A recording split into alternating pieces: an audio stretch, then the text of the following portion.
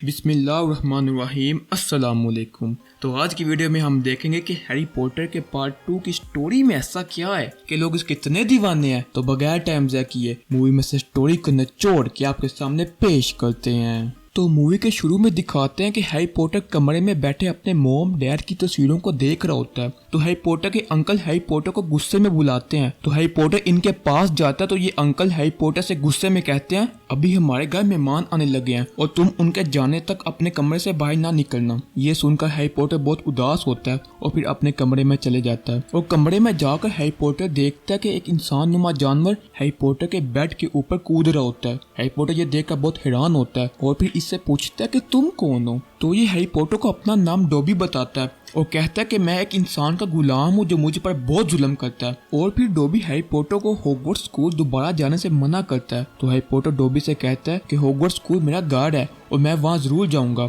तो dobby Harry Potter से कहता है कि हॉगवर्ट्स आपके लिए महफूज नहीं है और फिर यह कहकर डॉबी यहाँ से गायब हो जाता है। हैरी पॉटर ये देखकर बहुत हैरान होता है और सोच में पड़ जाता है। इसके बाद रात को हैरी पॉटर का दोस्त रोन अपने भाइयों के साथ अपनी मॉम की उड़ने वाली गाड़ी में हैरी पॉटर को हॉगवर्ट्स स्कूल लेकर जाने के लिए आता है। लेकिन हैरी पॉटर के अंकल हैरी पॉटर को हॉगवर्ट्स स्कूल नहीं भिजवाना चाह रहे होते। तो वो हैरी पॉटर को रोन के साथ जाने से रोकने के लिए भाग कर आते हैं। तो हैरी पॉटर जल्दी से रोन के साथ उड़ने वाली गाड़ी में बैठ जाता है और यहाँ से निकल जाता है। फिर रोन हैरी पॉटर को अपने घर लेकर जाता है। तो यहाँ रोन की मॉम हैरी पॉटर को प्यार करती हैं और रोन को डांटती हैं कि तुम मेरी गाड़ी मुझसे पूछे बगैर क्यों लेकर गए। इसके बाद रोन की माँ हॉगवर्ट्स स्कूल जाने के लिए सब बच्चों को बारी बारी जादू की मिट्टी देती हैं और फिर सब बच्चे जादुई मिट्टी का इस्तेमाल करके एक बाजार में पहुंच जाते हैं और यहाँ हैरी पॉटर को हरमाइनी और हैग्रिड भी मिलते हैं। और एक मशहूर जादूगर जिसका नाम लॉकहार्ट होता है वो भी हैरी पॉटर को यहाँ मिलता है, जिसकी हरमाइनी और रोन की माँ समेत सब लड़कियां बहुत बड़ी फैन होती हैं। लेकिन रोन को ये जादूगर पसंद नहीं होता। तो रोन हैरी पॉटर से कहता है आखिर इसमें ऐसा क्या है कि सब लड़कियां इसकी इतनी बड़ी फैन है। इसके बाद हैरी पॉटर की यहाँ मैलफॉय और मैलफॉय के डैड से भी मुलाकात होती है।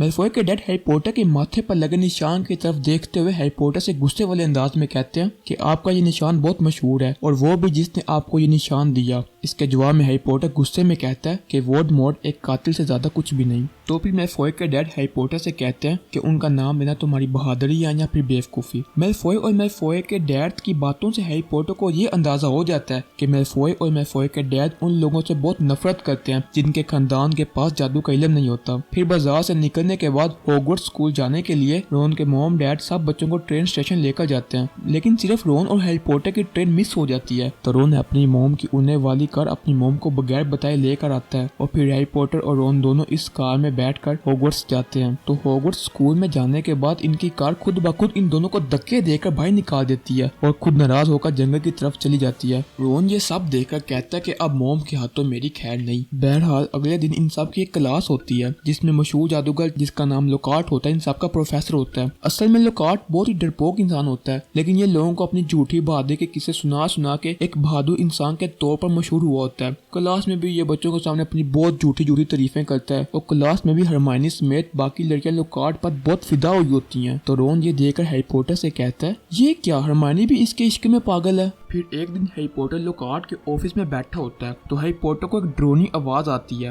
हैरी पॉटर लॉकहार्ट से कहता है कि क्या आपको भी ये ड्रोनी आवाज आ रही है। लॉकहार्ट कहता है कौन सी ड्रोनी आवाज, मुझे तो कोई आवाज नहीं आ रही। ये देखने के लिए कि ये आवाज कहाँ से आ रही है हैरी पॉटर लॉकहार्ट के ऑफिस से बाहर आता है। बाहर आने के बाद हैरी पॉटर को ये ड्रोनी आवाज दोबारा आती है कि खून खून मुझे खून करना है। इतनी देर में रोन और हरमाइनी भी हैरी पॉटर के पास आ जाते हैं। हैरी पॉटर इनसे भी इस ड्रोनी आवाज का जिक्र करता है लेकिन रोन और हरमाइनी को भी ये आवाज नहीं आ रही होती। फिर तीनों को एक दीवार के साथ जमीन पर बहुत ज्यादा मकड़ियां नजर आती हैं। जब तीनों दीवार की तरफ देखते हैं तो दीवार पर लिखा होता है कि राजबरी बेसमेंट दोबारा खोल दी गई है, अब वारिस के दुश्मन खबरदार रहें। तीनों ये देखकर बहुत हैरान होते हैं और सोचते हैं कि ये वारिस कौन है। फिर अगले दिन सब बच्चों की एक क्लास होती है जिसमें प्रोफेसर मैगोनिगल सब बच्चों को जादू सिखा रही होती हैं। तो क्लास के दौरान हरमाइनी प्रोफेसर मैगोनिगल से स्कूल में मौजूद राजबरी बेसमेंट के बारे में पूछती है। तो प्रोफेसर मैगोनिगल कुछ देर खामोश रहती हैं और फिर कहती हैं कि आज से बहुत सालों पहले हॉगवर्ट्स स्कूल को 4 जादूगरों ने मिलकर बनाया था, जिनमें से 3 जादूगर एक साथ रहते थे और एक जादूगर जिसका नाम स्लेदरिन था वो इन सब से बिल्कुल अलग थलग रहता था और उसकी सोच ये थी कि हॉगवर्ट्स में सिर्फ उन बच्चों को पढ़ाया जाए जिनके खानदान के पास पहले से ही जादू का इल्म हो। लेकिन उसकी इस सोच से बाकी तीनों जादूगरों का इख्तलाफ था, तो स्लेदरिन ये स्कूल छोड़कर ही चला गया। और कहते हैं कि स्लेदरिन ने स्कूल छोड़कर जाने से पहले स्कूल में एक राज बड़ी बेसमेंट बनाई थी। ये सुनने के बाद हरमाइनी पूछती है कि आखिर उस राज बड़ी बेसमेंट में ऐसा क्या है। तो प्रोफेसर मैगोनिगल कहते हैं कि उसमें स्लेदरिन का एक बहुत ही खतरनाक जानवर है जो अगर कभी आजाद हो गया तो वो स्कूल में मौजूद उन सब बच्चों को मार देगा जिनके खानदान के पास जादू का इल्म नहीं, और यही स्लेदरिन चाहता था। और फिर प्रोफेसर मैगोनिगल कहती हैं कि ये भी कहा जाता है कि सिर्फ स्लेदरिन का वारिस ही उस राज बड़ी बेसमेंट को खोलकर उस खतरनाक जानवर को अपने काबू में कर सकता है। लेकिन अभी तक ये नहीं पता कि आखिर स्लेदरिन का वारिस है कौन। इसके बाद प्रोफेसर मैगोनिगल ये भी कहती हैं कि हमने स्कूल में राज बड़ी बेसमेंट को ढूंढने की बहुत कोशिश की लेकिन हमें वो कहीं भी नहीं मिली। क्लास खत्म होने के बाद हैरी पॉटर, रोन और हरमाइनी आपस में बैठकर बातें कर रहे होते हैं। तो हरमाइनी कहती है कि उस दिन दीवार पर लिखा था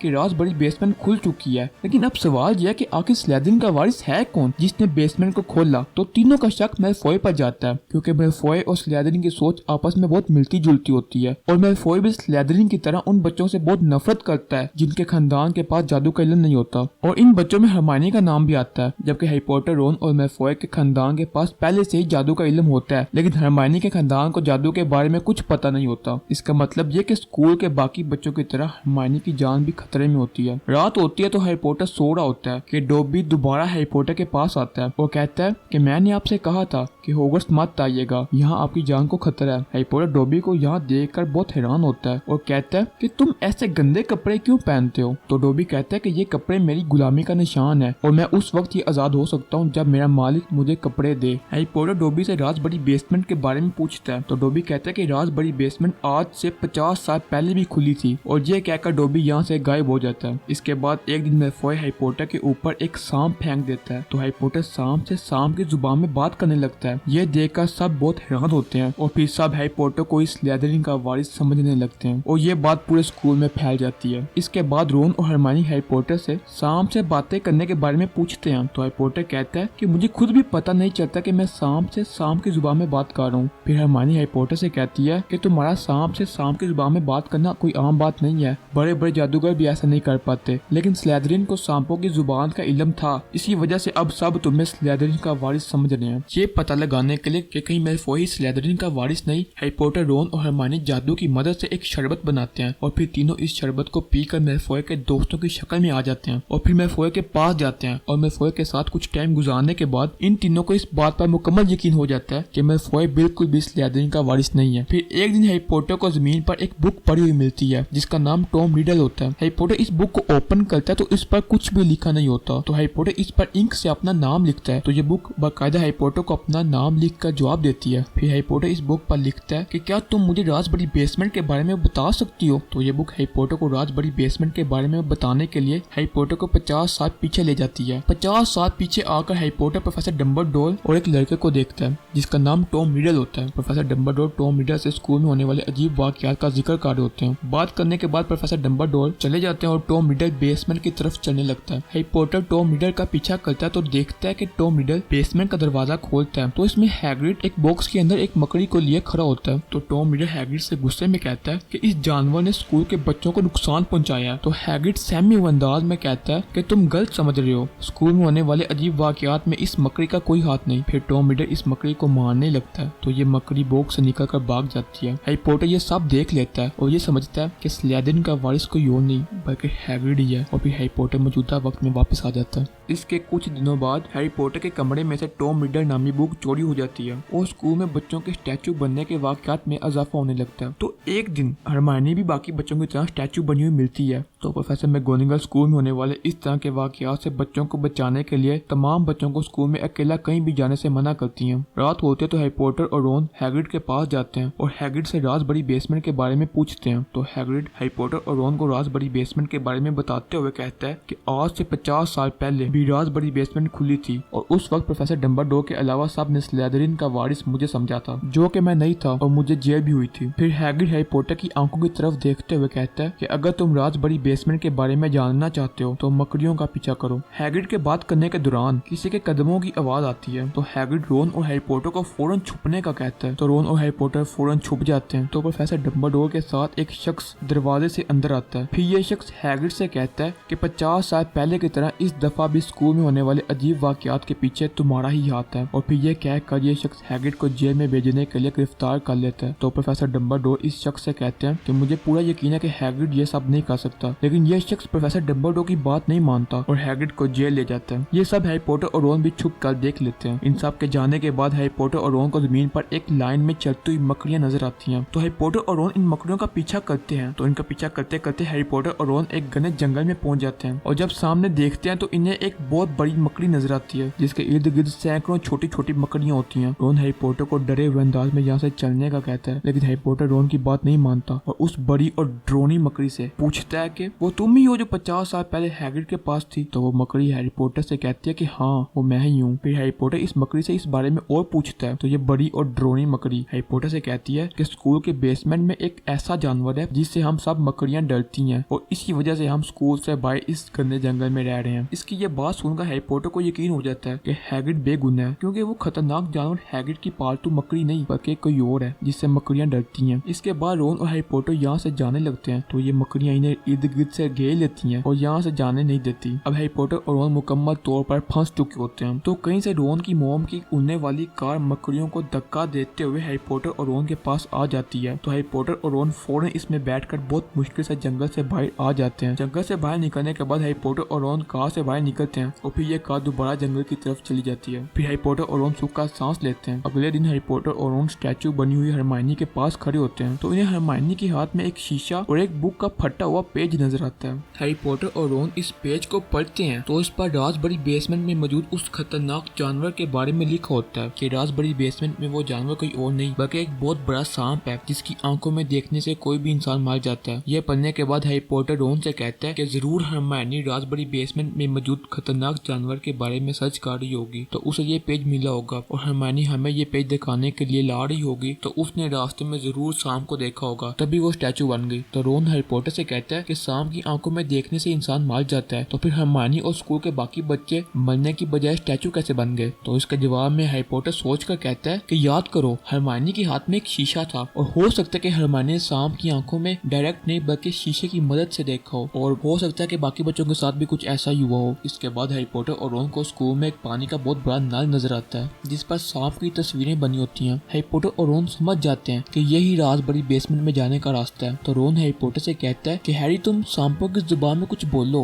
हो सकता है कि इस तरह करने से यहाँ से बेसमेंट में जाने का रास्ता निकल आए। हैरी पॉटर ऐसा ही करता है तो इसमें से सच में बेसमेंट में जाने का रास्ता निकल आता है। तो हैरी पॉटर और रोन इसके अंदर छलांग लगा देते हैं तो अंदर जाकर रोन के इर्द गिर्द पत्थर गिर जाते हैं और रोन फंस जाता है। तो फिर आगे अकेला हैरी पॉटर जाता है और आगे जाकर हैरी पॉटर को सामने टॉम रिडल और रोन की बहन जिन्नी जो जमीन पर गिरी होती है नजर आती है। टॉम रिडल हैरी पॉटर से हैरी पॉटर की जादू की स्टिक छीन लेता है। हैरी पॉटर टॉम रिडल से जादू की स्टिक वापस करने का कहता है तो ये हैरी पॉटर को स्टिक वापस नहीं करता और हैरी पॉटर से गुस्से में कहता है कि तुम्हारी वजह से वोल्डेमॉर्ट की ताकत कमजोर हुई और इसलिए मैं तुम्हें नहीं छोड़ूंगा। हैरी पॉटर इससे पूछता है कि तुम कौन हो। तो टॉम रिडल हंसते हुए कहता है कि मैं ही वोल्डेमॉर्ट हूँ और मैंने अपनी बुक के जरिए जिन्नी को अपने काबू में करके राज़बरी बेसमेंट को खुलवाया और तुम्हें अपने पास बुलाया और दीवारों पर पैगाम कोई और नहीं बल्कि जिन्नी ही मेरे काबू में होने की वजह से मेरे हुक्म से लिखती थी। फिर टॉम रिडल यानी वोल्डेमॉर्ट हैरी पॉटर से कहता है कि मैंने ही तुम्हें अपनी बुक के जरिए हैग्रिड को कसूरवार दिखाया। फिर टॉम रिडल एक जगह जादू करता है तो इसमें से एक बहुत बड़ा सांप निकल आता है। ये वही सांप होता है जिसकी आंखों में देखने से इंसान मार जाता है। फिर ये सांप हैरी पॉटर के पीछे पड़ जाता है। तो अचानक प्रोफेसर डम्बलडोर हैरी पॉटर की मदद के लिए एक परिंदे के हाथ एक कैप भेजते हैं। हैरी पॉटर कैप के अंदर हाथ डालता है तो इसमें से एक तलवार निकलती है जो हैरी पॉटर पकड़ लेता है और फिर यह परिंदा सांप की आंखों को अपनी चोंच की मदद से निकाल देता है और फिर हैरी पॉटर तलवार की मदद से सांप को मार देता है। लेकिन टॉम रिडल यानी वोल्डेमॉर्ट अभी भी मुस्कुरा रहा होता है और हैरी पॉटर से कहता है कि तुम अभी भी मेरा कुछ नहीं बिगाड़ सकते। तो हैरी पॉटर टॉम रिडल की बुक को सांप के टूटे हुए दांत की मदद से तबाह कर देता है। तो बुक के साथ साथ टॉम रिडल भी तबाह हो जाता है। टॉम रिडल के तबाह होते ही जिन्नी को भी होश आ जाता है और फिर हैरी पॉटर रोन और जिन्नी परिंदे की मदद से बेसमेंट से बाहर निकल जाते हैं। बेसमेंट से बाहर निकलकर हैरी पॉटर और रोन प्रोफेसर प्रोफेसर डम्बलडोर से मिलते हैं। तो प्रोफेसर डम्बलडोर रॉन को हैग्रिड को जेल से निकलवाने के लिए एक लेटर पोस्ट करने के लिए भिजवा देते हैं और हैरी पॉटर को इतना बहादुर काम करने पर बहुत शाबाश देते हैं। तो हैरी पॉटर प्रोफेसर डम्बलडोर से कहता है कि मुझे लगता है कि टॉम रिडल और मुझ में कुछ चीजें मिलती जुलती हैं, जैसे कि सांपों की जुबान बोलना वगैरह। तो इसके जवाब में प्रोफेसर डम्बलडोर हैरी पॉटर से कहते हैं कि सांपों की जुबान सिर्फ वोल्डेमॉर्ट ही बोल सकता था और हो सकता है कि जब वोल्डेमॉर्ट ने तुम्हारे माथे पर निशान लगाया तो उसकी कुछ ताकतें भी तुम्हारे अंदर आ गई। फिर प्रोफेसर डम्बलडोर हैरी पॉटर से कहते हैं कि हैरी तुम एक अच्छे इंसान हो और सिर्फ एक अच्छा इंसान ही उस कैप में से तलवार को निकाल सकता था। प्रोफेसर डम्बलडोर से मिलने के बाद हैरी पॉटर को मालूम होता है कि डोबी मैलफॉय के डैड का गुलाम है जो डोबी पर बहुत जुल्मकारी होते हैं। तो हैरी पॉटर डोबी को गुलामी से आजाद करवाने के लिए एक बुक मैलफॉय के डैड को देता है और कहता है कि मेरे ख्याल से ये बुक आपकी है। मैलफॉय के डैड ये बुक डोबी को पकड़ा देते हैं और हैरी पॉटर से कहते हैं कि ये मेरी नहीं। फिर हैरी पॉटर डोबी को ये बुक ओपन करने का कहता है। तो डोबी बुक को ओपन करता है तो इसमें से हैरी पॉटर की जिलाब निकलती है। इस तरह डोबी मैलफॉय के डैड की गुलामी से आजाद हो जाता है, क्योंकि डोबी सिर्फ इस तरह ही आजाद हो सकता था कि जब तक डोबी का मालिक डोबी को कोई कपड़े नहीं देता। और ये काम हैरी पॉटर ने अपनी जहानत का इस्तेमाल करके मैलफॉय के डैड से करवाया। तो इस पर डोबी हैरी पॉटर का बहुत शुक्रिया अदा करता है। तो मैलफॉय के डैड गुस्से में हैरी पॉटर की तरफ देखते हैं और यहाँ से चले जाते हैं। इसके बाद हरमाइनी समेत वो सब बच्चे जो स्टैचू बने हुए थे वो भी ठीक हो जाते हैं और फिर हैरी पॉटर, रॉन, हरमाइनी समेत टीचर्स और बच्चे हाल में बैठकर इस खुशी के मौके पर जश्न मना रहे होते हैं कि जेल से आजाद होकर हैग्रिड हाल के दरवाजे से अंदर आता है। तो सब हैग्रिड की तरफ मुतवज्जा हो जाते हैं और फिर हैग्रिड हैरी पॉटर के पास आकर अपनी आंखों में आंसू लिए हैरी पॉटर का शुक्रिया अदा करता है और हैरी पॉटर से कहता है कि तुम्हारी वजह से आज मैं जेल से आजाद हुआ।